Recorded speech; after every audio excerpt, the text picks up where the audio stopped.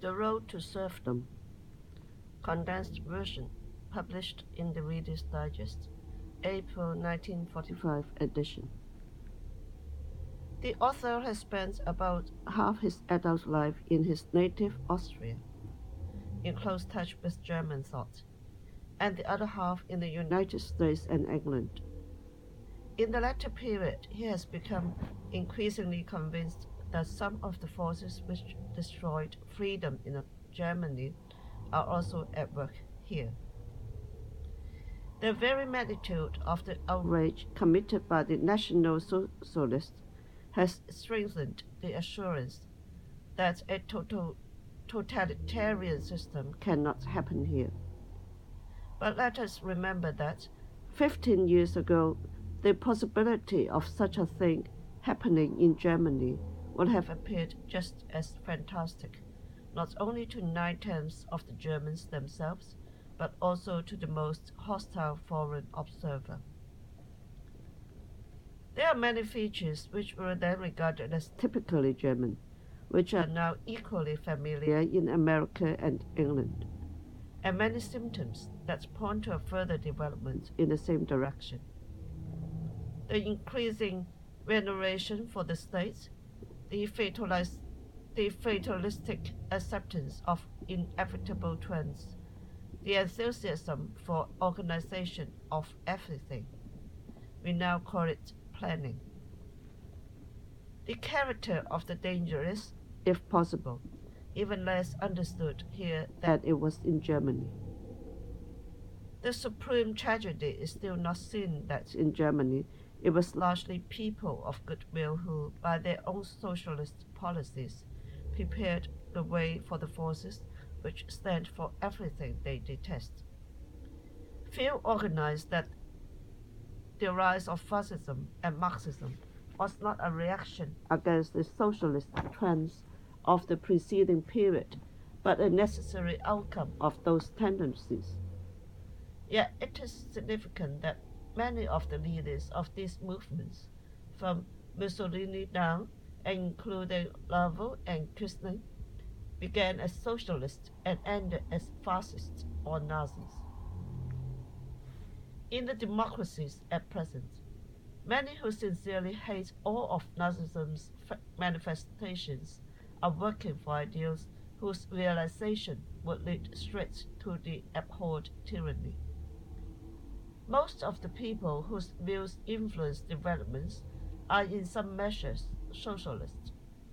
They believe that our economic life should be consciously directed, that we should substitute economic planning for the competitive system. Yet, is there a greater tragedy imaginable than that?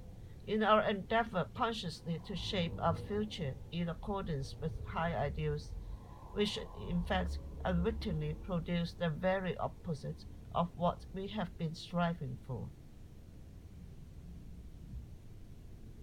Planning and power. In order to achieve their ends, the planners must create power. Power over men wielded by other men, of a magnitude never before known.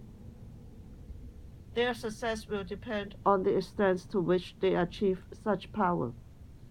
Democracy is an obstacle to this suppression of freedom, which decentralized direction of economic activity requires.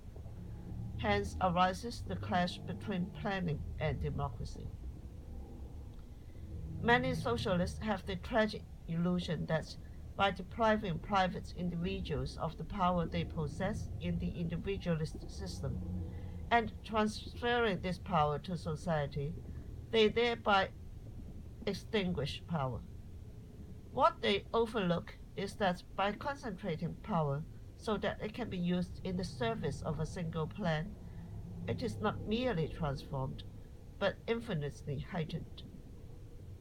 By uniting in the hands of some single body power formerly exercised independently by many, an amount of power is created infinitely greater than any that existed before, so much more far-reaching as almost to be different in kind. It is entirely fallacious to argue that the great power exercised by a central planning board would be no greater than the power collectively exercised by private boards of directors. There is in a competitive society no body who can exercise even a fraction of the power which a socialist planning board would possess.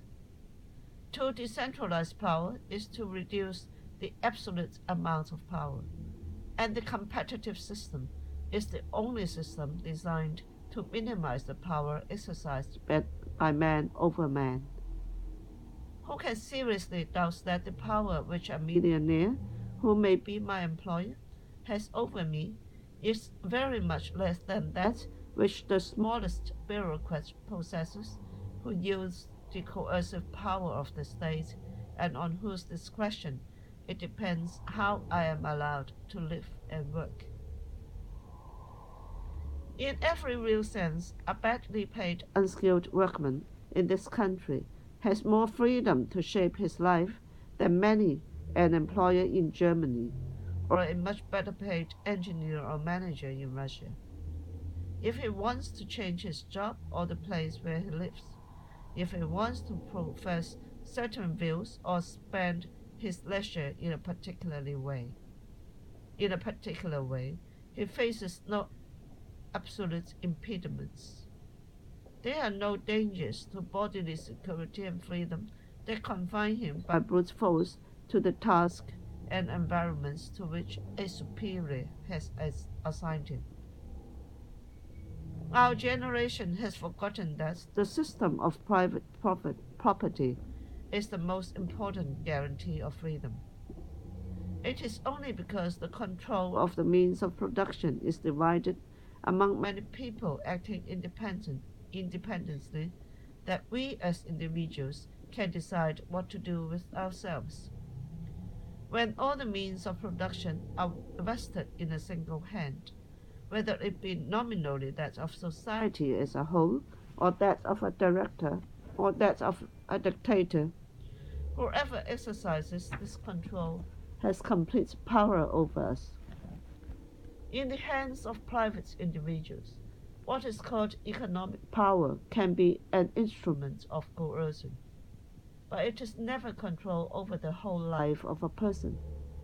But when economic power is centralized as an instrument of political power, it creates a degree of dependence scarcely distinguishable from slavery. It has been well said that, in a country where the sole employer is the state, opposition means death by slow starvation. Background to danger. Individualism, in contrast to socialism and all other forms of totalitarianism, is based on the respect of Christianity for the individual man and the belief that it is desirable that men should be free to develop their own individual gifts and bents. This philosophy, first fully developed during Renaissance, grew and spread into what we know as Western civilization.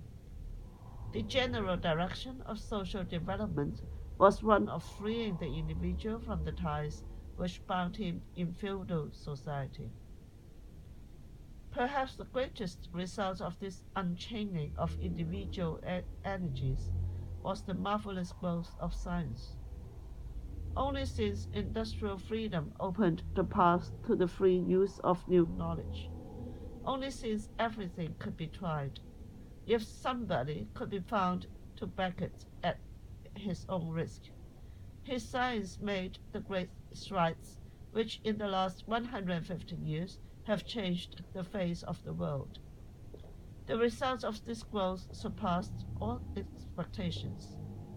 Wherever the barriers to the free exercise of human ingenuity were removed, man became rapidly able to satisfy ever-widening ranges of desire. By the beginning of the 20th century, the working man in the Western world had reached a degree of material comfort, security, and personal independence which 100 years before had hardly seemed possible. The effect of this success was to create among men a new sense of power over their own fate, the belief in the unbounded possibilities of improving their own lot. What had been achieved came to be regarded as a secure and imperishable possession, acquired once and for all, and the rate of progress began to seem too slow. Moreover, the principles which had made this progress possible came to be regarded as obstacles to speedier progress, impatiently to be brushed away. It might be said that the very success of liberalism became the cause of its decline. No sensible person should have doubted that the economic principles of the 19th century were only a beginning, that there were immense possibilities of advancement on the lines on which we had moved. But according to the views now dominant, the question is no longer how we can make the best use of the spontaneous forces found in a free society. We have in effect undertaken to dispense with these forces and to replace them by collective and conscious direction.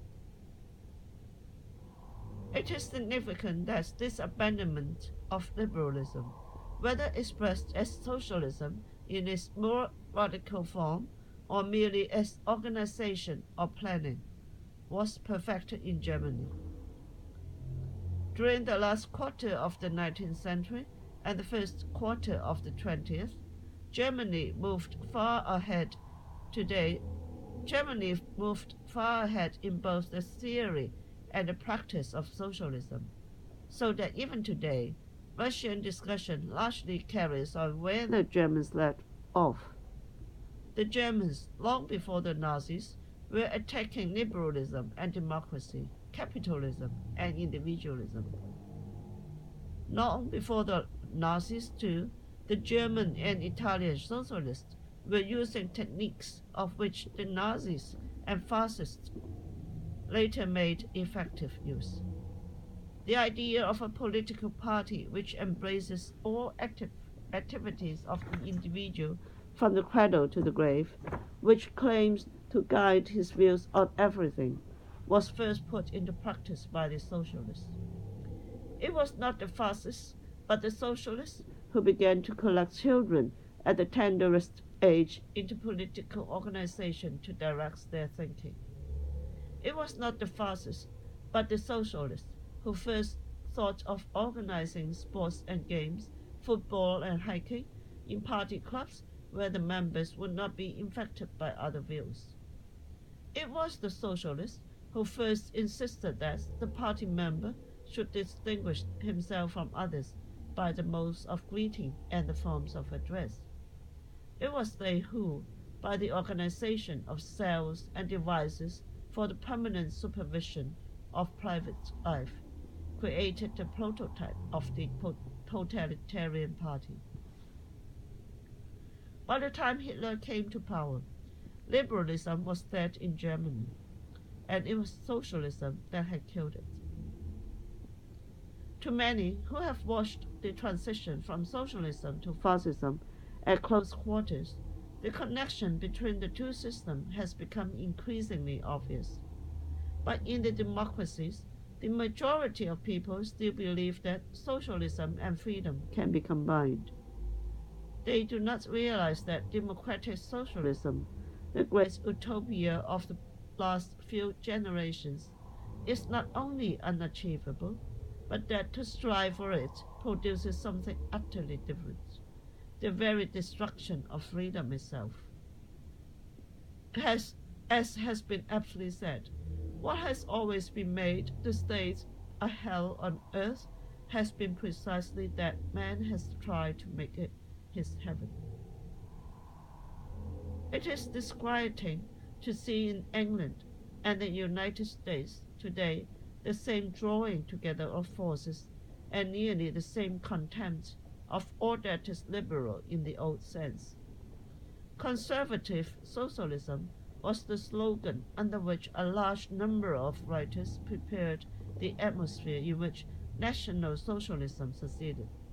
It is conservative socialism which is the dominant trend among us now. The liberal way of planning. Planning owes its popularity largely to the fact that everybody desires, of course, that we should handle our common problems with as much foresight as possible. The dispute between the modern planners and the liberals is not on whether we ought to employ systematic thinking in planning our affairs. It is a dispute about what is the best way of so doing.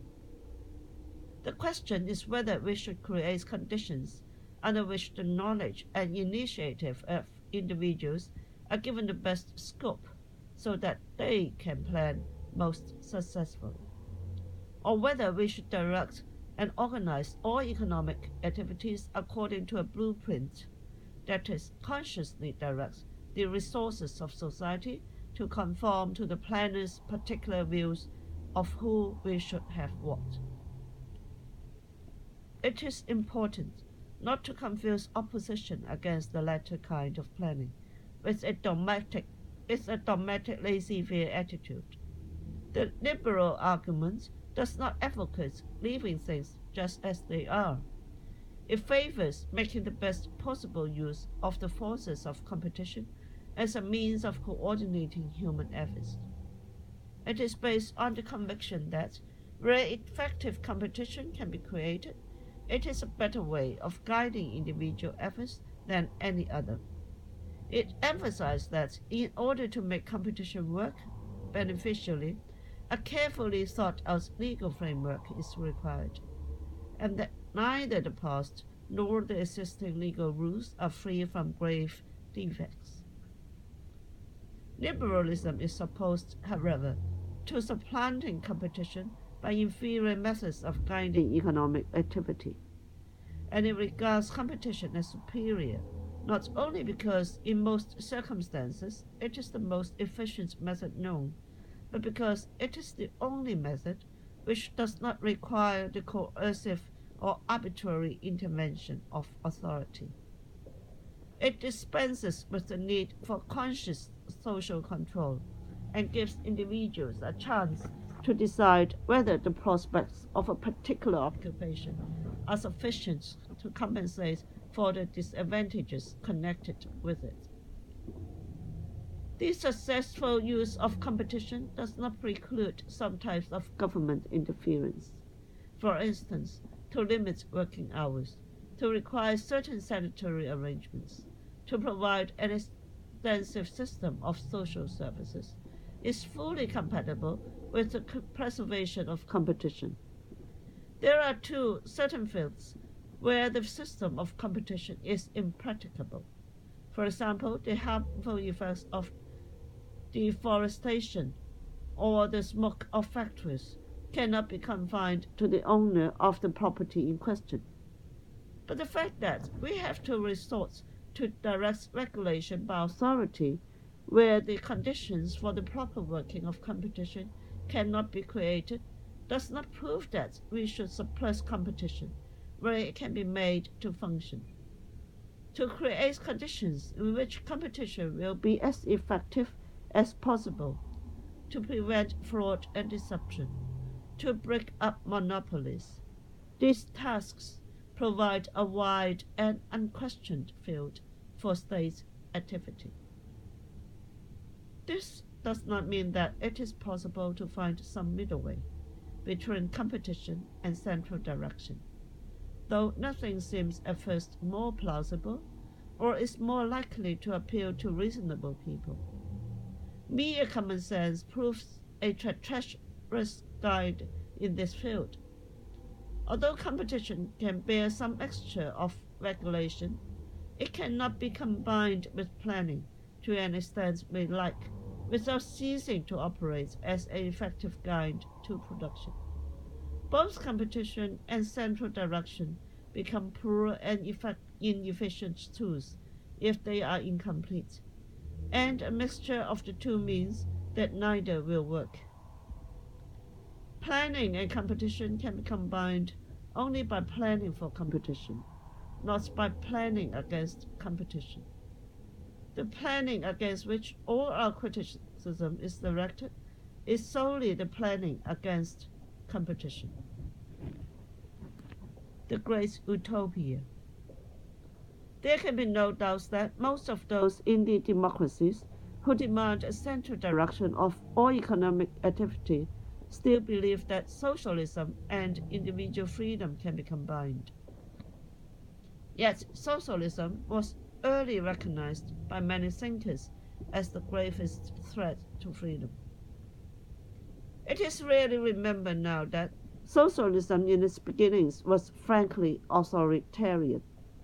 It began quite openly as a reaction against the liberalism of the French Revolution. The French writers who laid its foundation had no doubt that their ideas could be put into practice only by a strong dictatorial government. The first of modern planners, Saint-Simon, predicted that those who did not obey his proposed planning laws would be treated as cattle. Nobody saw more clearly than the great political thinker de Tocqueville that democracy stands in an irreconcilable conflict with socialism. Democracy extends the sphere of individual freedom, he said. Democracy attaches all possible value to each man, he said in 1848, while socialism makes each man a mere agent, a mere number. Democracy and socialism have nothing in common but one word, equality. But notice the difference. While democracy seeks equality in liberty, socialism seeks equality in restraint and servitude. To allay these suspicions and to harness to its cards the strongest of all political motives, the craving for freedom, socialists began increasingly to make use of the promise of a new freedom. Socialism was to bring economic freedom, without which political freedom was not worth having. To make this argument sound plausible, the word freedom was subjected to a subtle change in meaning. The word had formerly meant freedom from coercion, from the arbitrary power of other men. Now it was made to mean freedom from necessity, release from the compulsion of the circumstances, which inevitably limits the range of choice of all of us. Freedom in this sense is, of course, merely another name for power or wealth.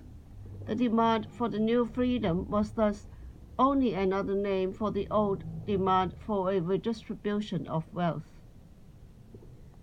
The claim that a planned economy will produce a substantially larger output than the competitive system is being progressively abandoned by most students of the problem. But yet it is this false hope as much as anything which drives us along the road to planning. Although our modern socialist promise of greater freedom is genuine and sincere, in recent years, observer after observer has been impressed by the unforeseen consequences of socialism, the extraordinary similarity in many respects of the conditions under communism and fascism.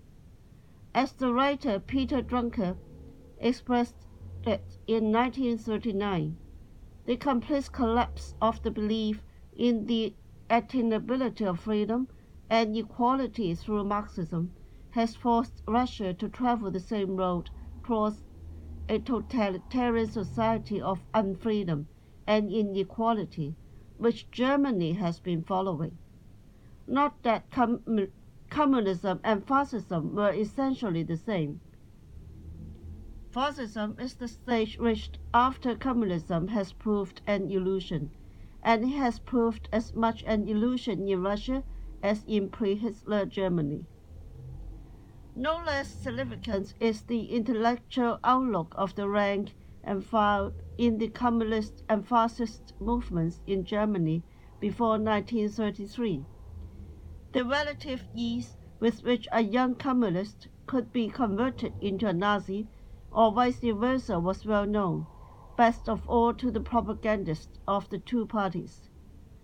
The communists and Nazis clashed more frequently with each other than with other parties, simply because they competed for the same type of mind and reserved for each other the hatred of the heretic. Their practice showed how closely they are related.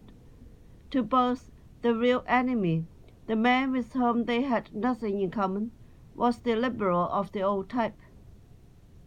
While to the Nazi the communist, and to the communist the Nazi, and to both the socialists, are potential recruits made of the right timber.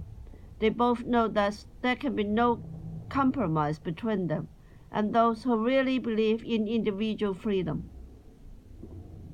What is promised to us as the road to freedom is in fact the high road to servitude, for it is not difficult to see what must be the consequences when democracy embarks upon a course of planning.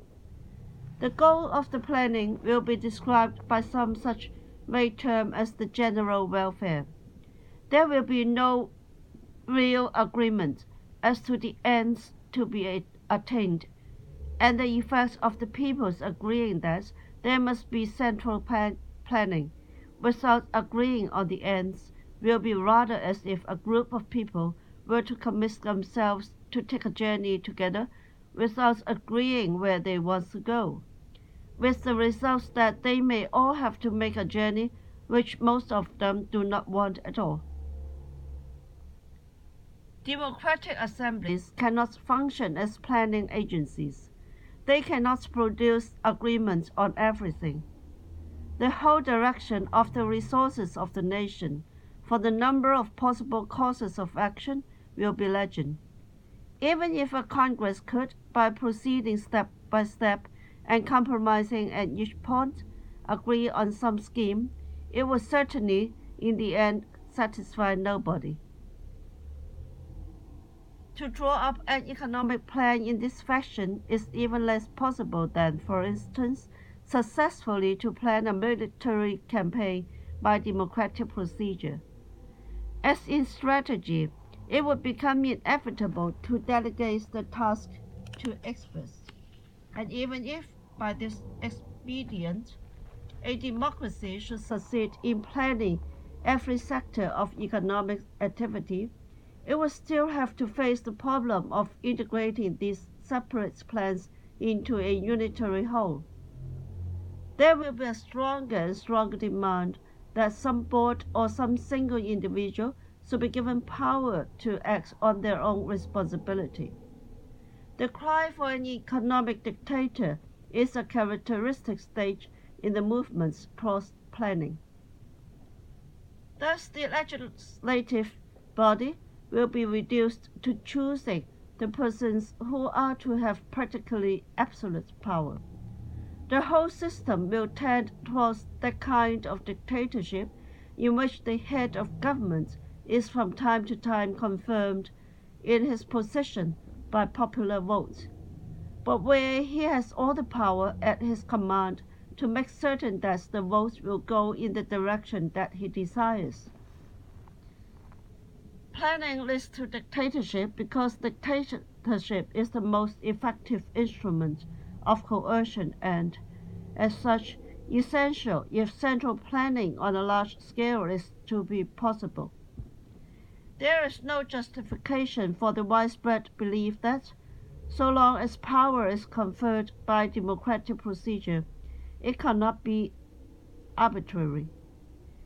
It is not the source of power which prevents it from being arbitrary. To be free from dictatorial qualities, the power must also be limited. A true dictatorship of the proletariat, even if democratic in form, if it undertook centrally to direct the economic system, would probably destroy personal freedom as completely as any autocracy has ever done.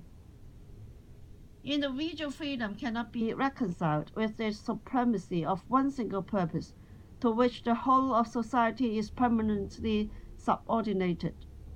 To a limited extent, we ourselves experience this fact in wartime, when subordination of almost everything to the immediate and pressing need is the price at which we preserve our freedom in the long run. The fashionable phrase about doing for the purposes of peace what we have learned to do for the purpose of war are completely misleading, for it is sensible temporarily to sacrifice freedom in order to make it more secure in the future. But it is quite a different thing to sacrifice liberty permanently in the interests of a planned economy. To those who have watched the transition from socialism to fascism at close quarters, the connection between the two systems is obvious. The realization of the socialist programs means the destruction of freedom. Democratic socialism, the great utopia of the last few generations, is simply not achievable. Why the West get on top? No doubt an American or English fascist system would greatly differ from the Italian or German models. No doubt if the transition were effected without violence, we might expect to get a better type of leader. Yet this does not mean that our fascist system would in the end prove very different or much less intolerable than in prototypes. There are strong reasons for believing that the worst features of the totalitarian systems are phenomena which totalitarianism is certain sooner or later to produce. Just as the democratic statesman who sets out to plan economic life will soon be confronted with the alternative of either assuming dictatorial powers or abandoning its plans, so the totalitarian leader will soon have to choose between disregard of ordinary morals and failure. It is for this reason that the unscrupulous are likely to be more successful in a society tending towards totalitarianism. Who does not see this has not yet grasped the full width of the gulf where separates totalitarianism from the essentially individualist Western civilization. The totalitarian leader must collect around him a group which is prepared voluntarily to submit to that discipline they are to impose by force upon the rest of the people. That socialism can be put into practice only by methods of which most socialists disapprove is, of course, a lesson learned by many social reformers in the past. The old socialist parties were inhibited by their democratic ideals. They did not possess the ruthlessness required for the performance of their chosen task. It is characteristic that, both in Germany and in Italy, the success of fascism was preceded by the refusal of the socialist parties to take over the responsibilities of government. They were unwilling wholeheartedly to employ the methods to which they had pointed the way. They still hoped for the miracle of a majority's agreeing on a particular plan for the organization of the whole of society.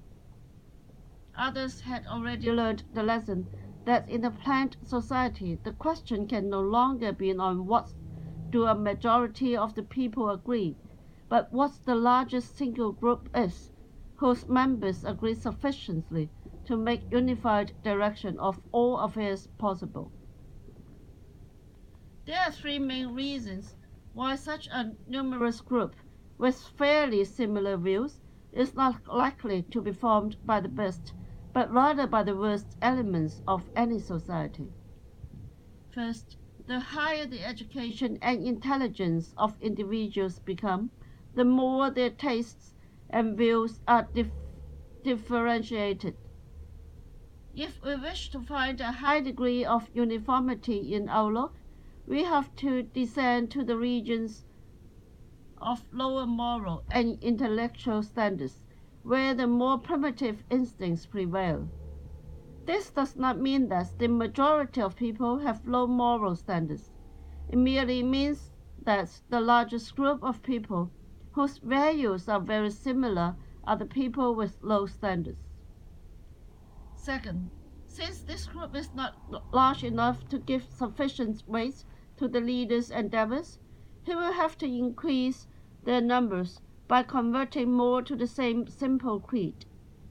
He must gain the support of the docile and gullible, who have no strong convictions of their own, but are ready to accept a ready-made system of values if it is only drummed into their ears sufficiently loudly and frequently. It will be those whose vague and imperfectly formed ideas are easily swayed and whose passions and emotions are readily aroused who will thus swell the ranks of the totalitarian party. Third, to weld together a closely coherent body of supporters, the leader must appeal to a common human weakness. It seems to be easier for people to agree on a negative program, on the hatred of an enemy, on the envy of the better off, than on any positive task. The contrast between the we and the they is consequently always employed by those who seek the allegiance of huge masses. The enemy may be internal, like the Jew in Germany or the kulak in Russia, or he may be external. In any case, this technique has the great advantage of leaving the leader greater freedom of action than would almost any positive program. Advancement within a totalitarian group or party depends largely on a willingness to do immoral things. The principle that the end justifies the means, which in individualist ethics is regarded as the denial of all morals, in collectivist ethics becomes necessarily the supreme rule. There is literally nothing which the consistent collectivist must not be prepared to do if it serves the good of the whole, because that is to him the only criterion of what ought to be done. Once you admit that the individual is merely a means to serve the ends of the higher entity called society or the nation, most of those features of totalitarianism which horrify us follow of necessity. From the collectivist standpoint, intolerance and brutal suppression of dissent, deception and spying, the complete disregard of the life and happiness of the individual are essential and unavoidable.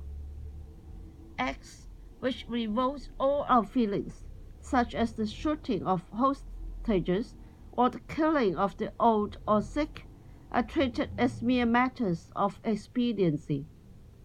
The compulsory uprooting and transportation of hundreds of thousands becomes an instrument of policy approved by almost everybody except the victims. To be a useful assistant in the running of a totalitarian state, therefore, a man must be prepared to break every moral rule he has ever known, if this seems necessary to achieve the end set for him. In the totalitarian machine, there will be special opportunities for the ruthless and unscrupulous. Neither the Gestapo nor the administration of a concentration camp, neither the Ministry of Propaganda nor the SA or SS or their Russian counterparts are suitable places for the exercise of humanitarian feelings. Yet it is through such positions that the road to the highest positions in the totalitarian states leads. A distinguished American economist, Professor Frederick Knight, correctly notes that the authorities of a collective state will have to do these things whether they wanted to or not, and the probability of the people in power being individuals who would dislike the possession and exercise of power is on a level with the probability that an extremely tender-hearted person would get the job of whipping master in a slave plantation. A further point should be made here. Collectivism means the end of truth. To make a totalitarian system function efficiently, it is not enough that everybody should be forced to work for the ends selected by those in control. It is essential that the people should come to regard these ends as their own. This is brought about by propaganda and by complete control of all sources of information. The most effective way of making people accept the validity of the values they are to serve is to persuade them that they are really the same as those they have always held, but which were not properly understood or recognized before. And the most efficient technique to this end is to use the old words but change their meaning. Few traits of totalitarian regimes are at the same time so confusing to the superficial observers and yet so characteristic of the whole intellectual climate as this complete perversion of language. The worst sufferer in this respect is the word liberty. It is a word used as freely in totalitarian states as well as elsewhere. Indeed, it could almost be said that wherever liberty as we know it has been destroyed, this has been done in the name of some new freedom promised to the people. Even among us, we have planners who promise us a collective freedom, which is as misleading as anything said by totalitarian politicians. Collective freedom is not the freedom of the members of society, but the unlimited freedom of the planner to do with society that which he pleases. This is confusion of freedom with power carried to the extreme. It is not difficult to deprive the great majority of independent thought, but the minority who will retain an inclination to criticize must also be silenced. Public criticism, or even expressions of doubt, must be suppressed because they tend to weaken support of the regime. As Sidney and Beatrice Webb reports of the position in every Russian enterprise.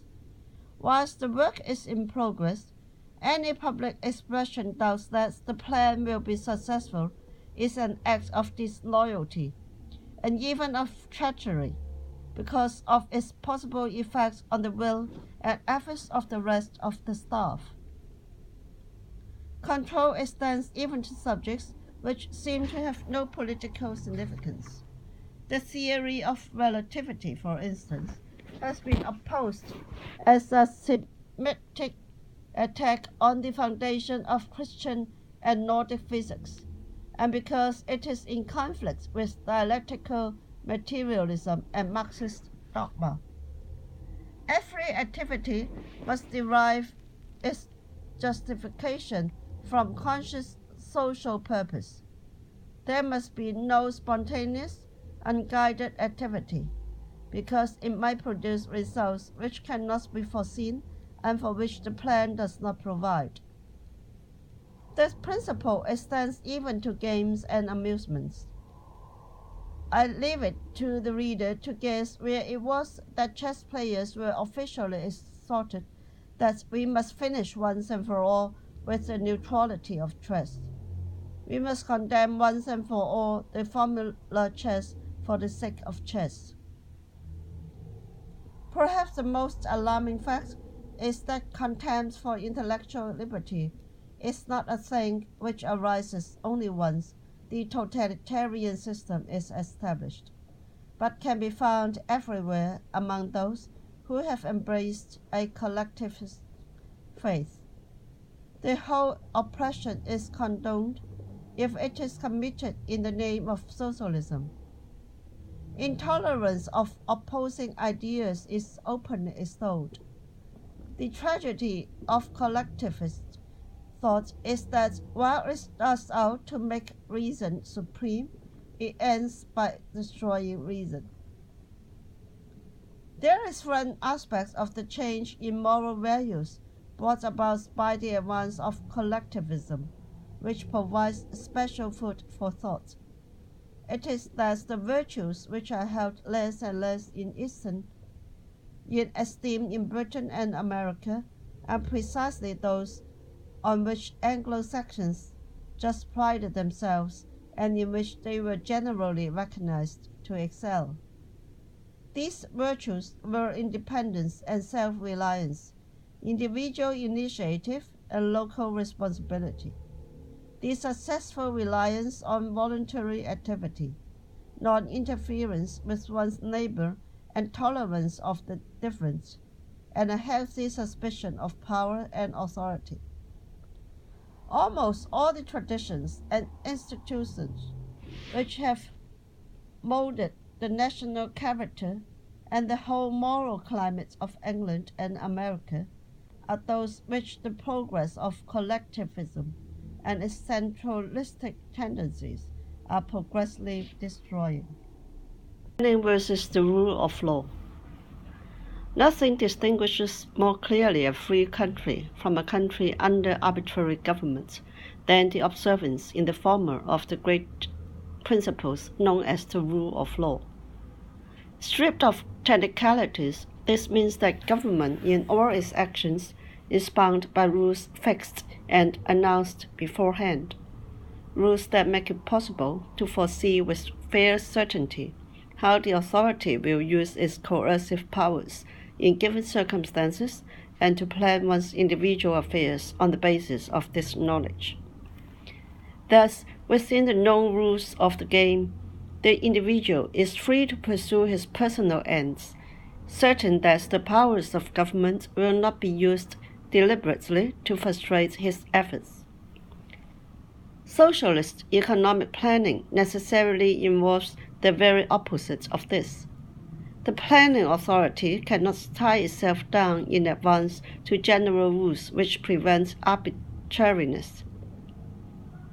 When the government has to decide how many pigs are to be raised or how many buses are to run, which coal mines are to operate, or at what prices shoes are to be sold, these decisions cannot be settled for long periods in advance. They depend inevitably on the circumstances of the moment, and in making such decisions, it will always be necessary to balance, one against the other, the interests of various persons and groups. In the end, somebody's views will have to decide whose interests are more important, and these views must become part of the law of the land. Hence the familiar fact that the more the state plans, the more difficult planning becomes for the individual. The difference between the two kinds of rule is important. It is the same as that between providing signposts and commanding people which road to take. Moreover, under central planning, the government cannot be impartial. The state ceases to be a piece of utilitarian machinery intended to help individuals in the fullest development of their individual personality, and becomes an institution which deliberately discriminates between particular needs of different people, and allows one man to do what another must be prevented from doing. It must lay down by legal rule how well off particular people shall be and what different people are to be allowed to have. The rule of law, the absence of legal privileges of particular people designated by authority, is what safeguards that equality before the law which is the opposite of arbitrary government. It is significant that socialists and Nazis have always protested against merely formal injustice, that they have objected to law which had no views on how well off particular people ought to be. Thus, they have demanded a socialization of the law and attacked the independence of judges. In a planned society, the law must legalize what to all intents and purposes remains arbitrary action. If the law says that such a board or authority may do what it pleases, anything that board or authority does is legal, but its actions are certainly not subject to the rule of law.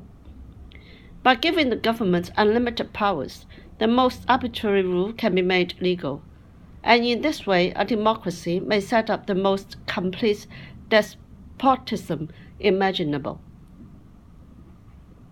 The rule of law was consciously involved only during the liberal age and is one of its greatest achievements. It is the legal embodiment of freedom. As Immanuel Kant put it, man is free if he needs obey no person but solely the laws. Is planning inevitable? It is revealing that few planners today are content to say that central planning is desirable. Most of them affirm that we now are compelled to it by circumstances beyond our control. One argument frequently heard is that the complexity of modern civilization creates new problems with which we cannot hope to deal effectively except by central planning. This argument is based upon a complete misapprehension of the working of competition. The very complexity of modern conditions makes competition the only method by which a coordination of affairs can be adequately achieved. There would be no difficulty about efficient control or planning, were conditions so simple that a single person or board could effectively survey all the facts. But as the factors which have to be taken into account become numerous and complex, no one center can keep track of them. The constantly changing conditions of demand and supply of different commodities can never be fully known or quickly enough disseminated by any one center. Under competition and under no other economic order, the price system automatically records all the relevant data.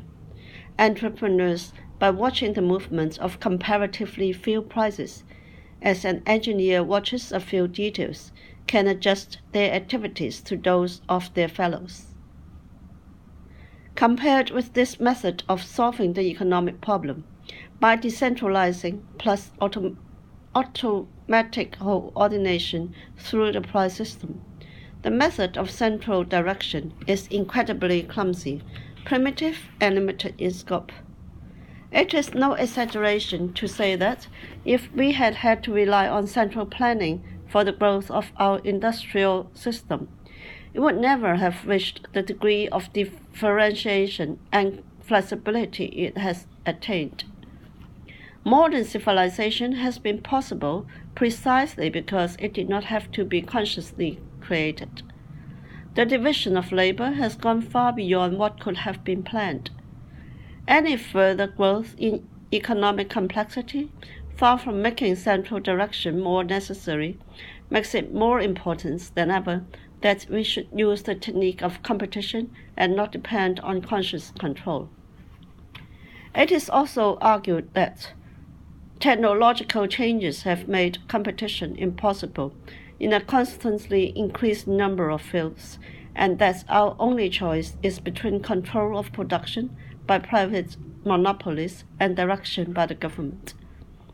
The growth of monopoly, however, seems not so much a necessary consequence of the advance of technology as the result of the policies pursued in most countries. The most comprehensive study of this situation is that by the temporary National Economic Committee, which certainly cannot be accused of an unduly liberal bias. The committee concludes, The superior efficiency of large establishments has not been demonstrated. The advantages that are supposed to destroy competition have failed to manifest themselves in many fields. The conclusion that the advantage of large-scale production must lead inevitably to the abolition of competition cannot be accepted. It should be noted, moreover, that monopoly is frequently attained through collusive agreements and promoted by public policies. When these agreements are invalidated and these policies reversed, competitive conditions can be restored. Anyone who has observed how aspiring monopolists regularly seek the assistance of the states to make their control effective can have little doubt that there is nothing inevitable about this development. In the United States, a highly protectionist policy aided the growth of monopolies. In Germany, the growth of cartel has since 1878 been systematically fostered by deliberate policy. It was here that, with the help of the state, the first great experiment in scientific planning and conscious organization of industry led to the creation of giant monopolies. The suppression of competition was a matter of deliberate policy in Germany, undertaken in the service of an ideal which we now call planning. Great danger lies in the policies of two powerful groups, organized capital and organized labor, which support the monopolistic organization of industry. The recent growth of monopoly is largely the result of a deliberate collaboration of organized capital and organized labor, where the privileged groups of labor share in the monopoly profits at the expense of the community, and particularly at the expense of those employed in the less well-organized industries. Moreover, there is no reason to believe that this movement is inevitable. The movement towards planning is the result of deliberate action. No external necessities force us to it. Can planning free us from care? Most planners who have seriously considered the practical aspects of their task have little doubt that a directed economy must be run on dictatorial lines. Thus, the complex system of interrelated activities must be directed by staffs of experts, with ultimate power in the hands of a commander-in-chief whose actions must not be fettered by democratic procedure. The consolation our planners offer us is that this authoritarian direction will apply only to economic matters. This assurance is usually accompanied by the suggestion that, by giving up freedom in the less important aspects of our lives, we shall obtain freedom in the pursuit of higher values.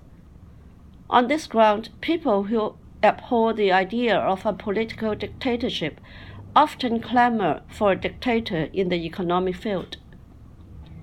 The arguments used appeal to our best instincts. If planning really did free us from less important cares, and so made it easier to render our existence one of plain living and high thinking, who would wish to belittle such an ideal? Unfortunately, purely economic ends cannot be separated from the other ends of life. What is misleading, called the economic motive, means merely the desire for general opportunity. If we strive for money, it is because money offers us the widest prize in enjoying the fruits of our efforts. Once earned, we are free to spend the money as we wish. Because it is through the limitation of our money incomes that we feel the restrictions which our relative poverty will impose on us. Many have come to hate money as the symbol of these restrictions.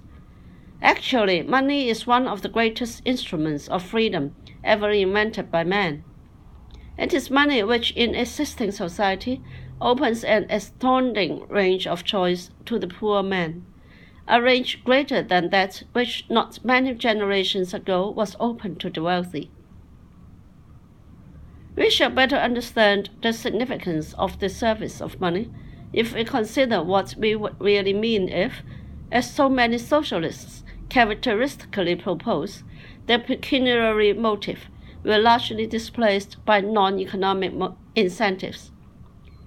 If all rewards, instead of being offered in money, were offered in the form of public distinctions or privileges, positions of power over other men, better housing or food, opportunities for travel or education, this would merely mean that the recipient would no longer be allowed to choose, and that whoever fixed the reward would determine not only its size, but the way in which it should be enjoyed. The so-called economic freedom which the planners promise us means precisely that we are to be relieved of the necessity of solving our own economic problems, and that the bitter choices which this often involves are to be made for us.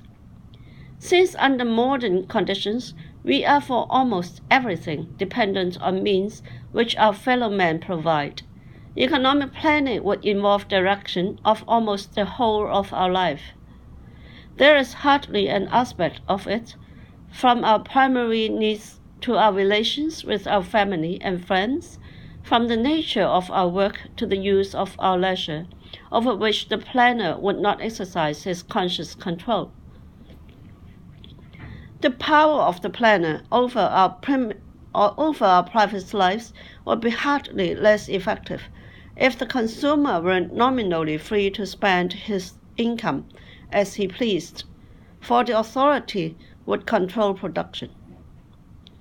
Our freedom of choice in a competitive society rests on the fact that if one person refuses to satisfy our wishes, we can turn to another. But if we face a monopolist, we are at his mercy, and an authority directing the whole economic system would be the most powerful monopolist imaginable. It would have complete power to decide what we are to be given and on what terms. It would not only decide what commodities and services are to be available and in what quantities. It would be able to direct their distribution between districts and groups, and could, if it wished, discriminate between persons to any degree it liked. Not our own view, but somebody else's view of what we ought to like or dislike, would determine what we should get. The will of the authority would shape and guide our daily lives even more in our position as producers.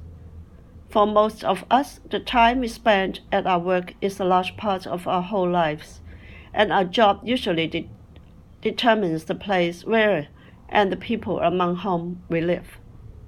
Hence, some freedom in choosing our work is probably even more important for our happiness than freedom to spend our income during our hours of leisure. Even in the best of worlds, this freedom will be limited. Few people ever have an abundance of choice of occupation. But what matters is that we have some choice, that we are not absolutely tied to a job which has been chosen for us, and that if one position becomes intolerable, or if we set our heart on another, there is always a way for the able, at some sacrifice, to achieve his goal. Nothing makes conditions more unbearable than the knowledge that no effort of ours can change them. It may be bad to be just a cog in a machine, but it is infinitely worse if we can no longer leave it, if we are tied to our place and to the superiors who have been chosen for us. In our present world, there is much that could be done to improve our opportunities of choice, but planning will surely go in the opposite direction. Planning must control the entry into the different trades and occupations, or the terms of remuneration, or both.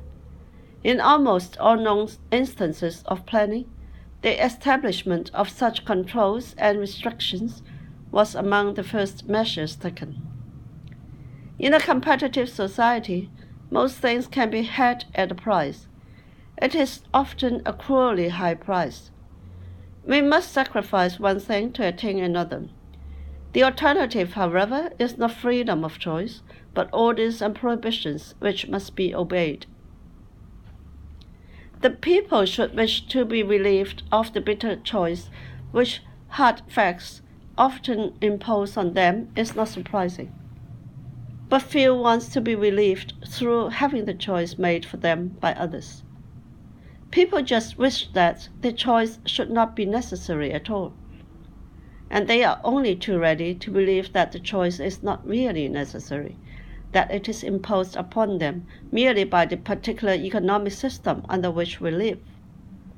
What they resent is, in truth, that there is an economic problem.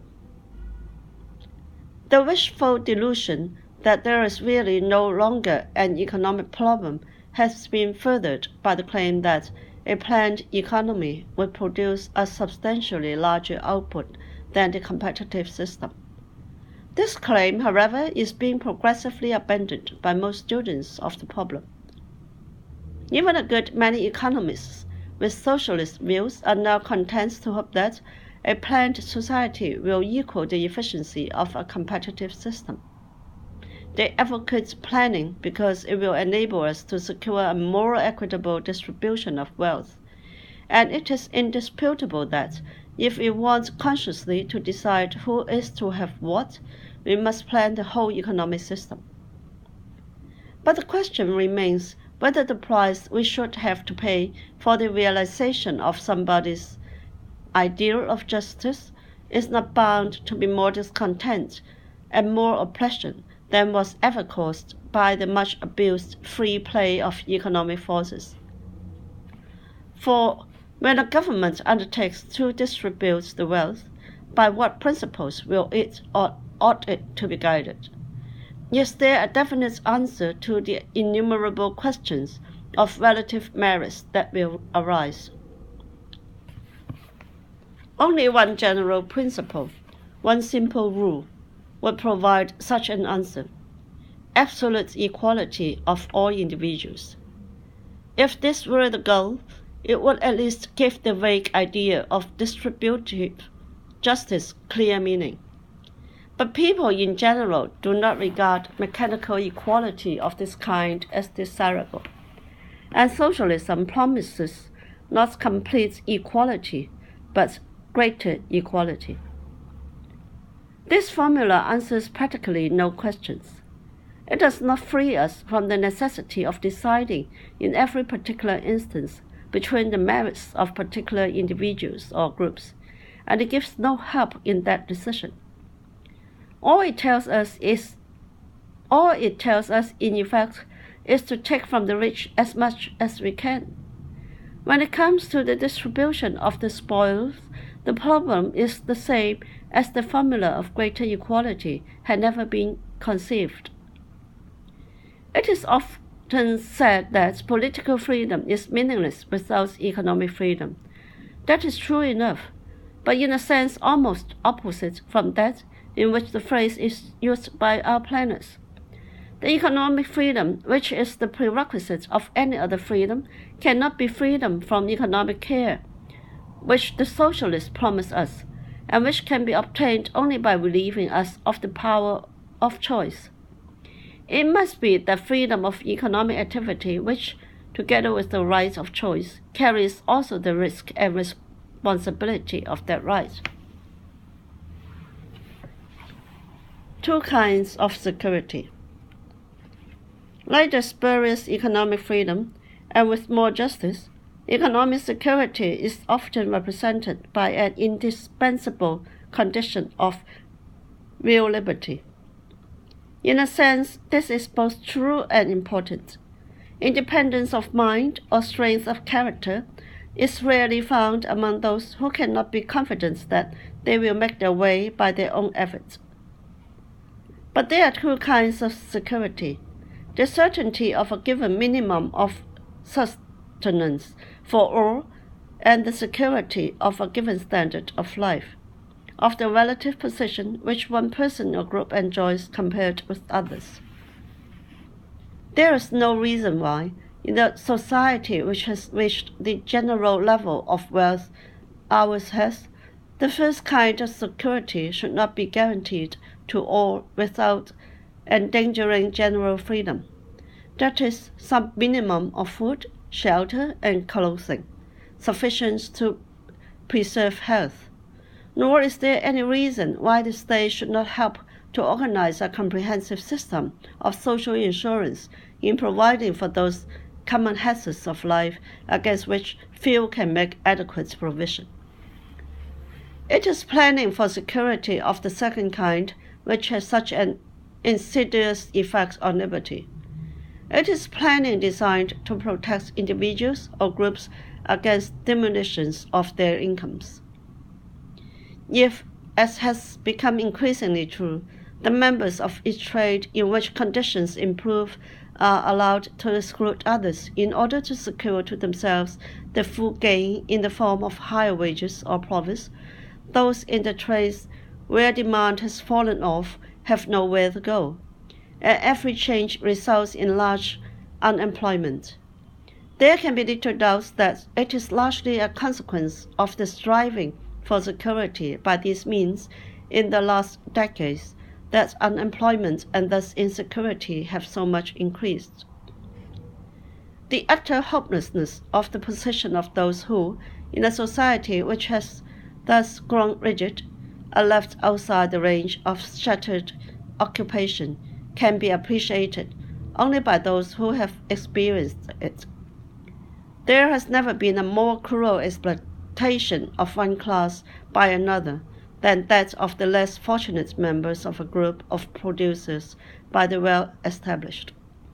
This has been made possible by the regulation of competition. Few catchwords have done so much harm as the ideal of a stabilization of particular prices or wages, which, while securing the income of some, makes the position of the rest more and more precarious. In England and America, special privileges, especially in the form of the regulation of competition, the stabilization of particular prices and wages, have assumed increasing importance. With every grant of such security to one group, the insecurity of the rest necessarily increases. If you guarantee to some a fixed part of a variable cake, the share left to the rest is bound to fluctuate proportionately more than the size of the whole. And the essential element of security which the competitive system offers, the great variety of opportunities, is more and more reduced.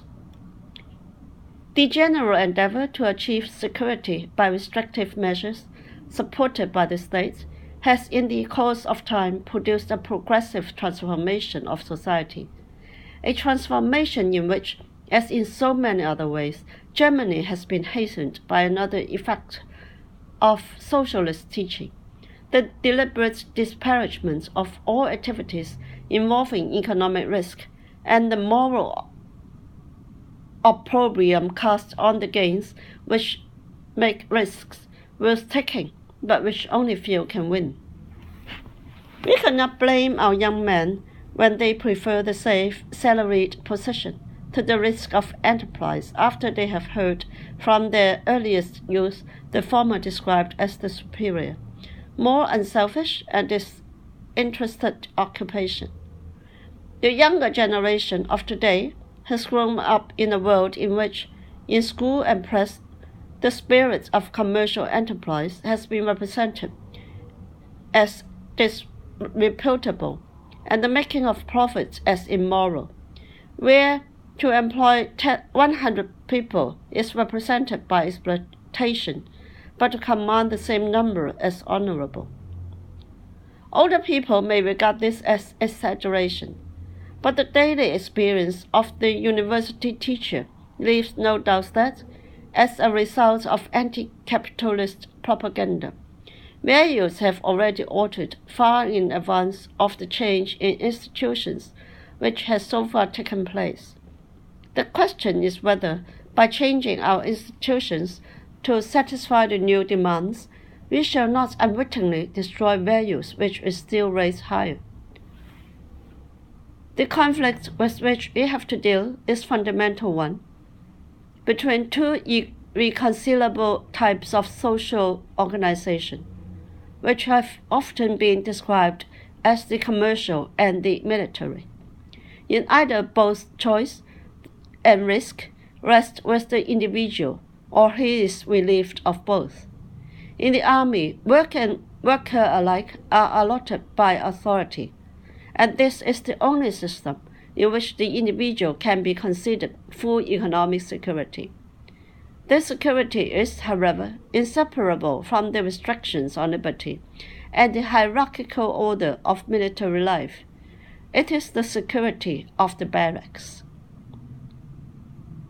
In a society used to freedom, it is unlikely that many people would be really deliberately to purchase security at this price.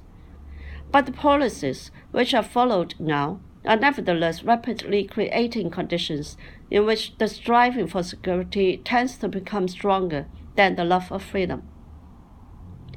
If we are not to destroy individual freedom, competition must be left to function unobstructed.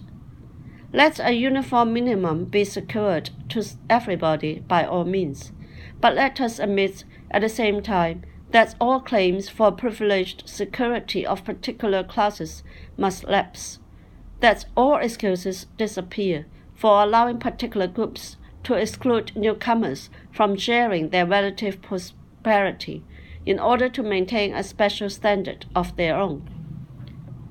There can be no question that adequate security against severe privation will have to be one of our main goals of policy.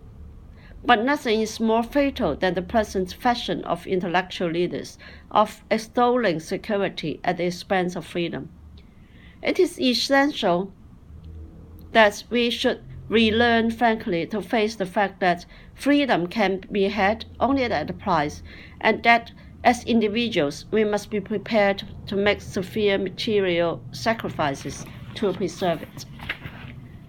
We must regain the conviction on which liberty in the Anglo-Saxon countries has been based, and which Benjamin Franklin expressed in a phrase applicable to us individuals no less than as nations. Those who would give up essential liberty to purchase a little temporary safety deserve neither liberty nor safety. Towards a better world.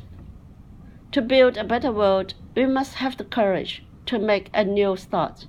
We must clear away the obstacles with which human folly has recently encumbered our path and release the creative energy of individuals. We must create conditions favorable to progress rather than planning progress. It is not those who cry for more planning who show the necessary courage, not those who preach a new order, which is no more than a continuation of the tendencies of the past 40 years, and who can think of nothing better than to imitate Hitler. It is indeed those who cried loudest for a planned economy who are most completely under the sway of the ideas which have created this war and most of the evils from which we suffer. The guiding principle in any attempts to create a world of free men must be this: a policy of freedom for the individual is the only truly progressive policy.